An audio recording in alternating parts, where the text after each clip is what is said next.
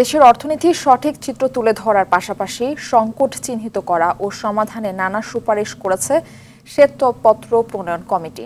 এবার কমিটি প্রধান ডক্টর দেবপ্রিয় ভট্টাচার্য জানালেন, শ্বেতপত্র বাস্তবায়নে ধীর গতি দেখাচ্ছে অন্তর্বর্তী সরকার। সকালে রাজধানীর ধানমন্ডিতে গবেষণা সংস্থা সিপিডির কার্যালয়ে বাংলাদেশের কারিগরি ও বৃত্তিমূলক শিক্ষা নিয়ে আয়োজিত মিডিয়া ব্রিফিংয়ে তিনি জানান, শুধু শ্বেতপত্র নয়, নানা খাতে সংস্কারে গঠিত টাস্কফোর্সের সুপারিশ বাস্তবায়নেও অচল অবস্থা দেখা দিয়েছে।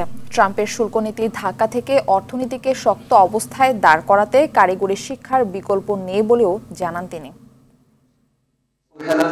শিকার হিসেবে রয়ে গেছে আমাদের সমাজে যে বৈষম্য এবং অবহেলা আছে তার প্রকাশ আমরা শ্বেতপত্র প্রণয়ন কমিটি উত্তর পরিস্থিতিতেও ঠিক একই রকম ভাবে অব্যাহত থাকা লক্ষ্য করছি।